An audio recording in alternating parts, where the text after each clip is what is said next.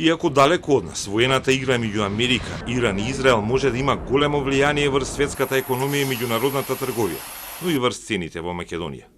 Иран на бомбите врз неговите нуклеарни постројки одговори со парламентарна одлука за затварање на Ормускиот теснец, морска рута преку која се движи 1/5 од глобалната трговија на нафта и газ.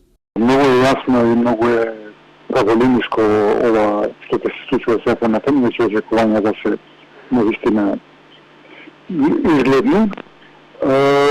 Очигледно ќе дојде, ако веќе не е дојдено, до големо покачување на цената на нафтата во свет, на светските бирзи.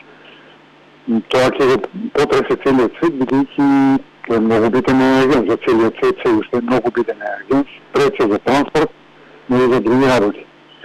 Македонија исто така 100% увозно зависна од увозна нафта и нафтени деривати, така што тоа кај нас ќе се пренесе како покачување на цената на нафтата и нафтените деривати на домашниот пазар. Нашата методологија за пресметување на цената се базира на цената на нафтата на светските берзи и тоа ќе се прелее директно.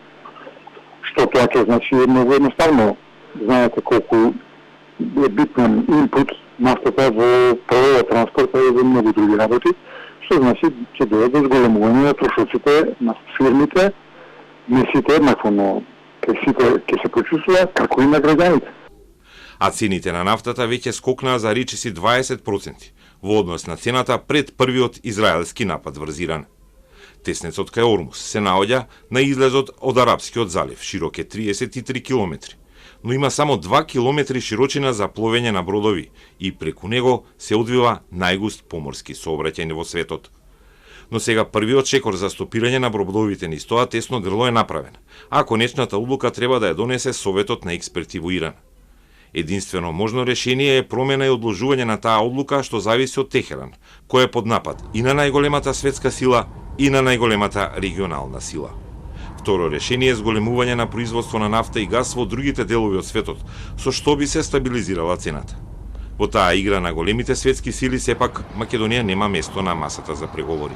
Они може да играат разни работи, меѓутоа Македонија нема да им биде битна ни прва промил.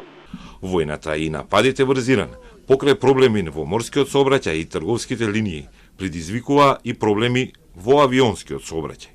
Поради воздушни удари, авиони со денови не прелетуваат преку територијата на Иран, како што може да се види од оваа снимка на Flight Radar.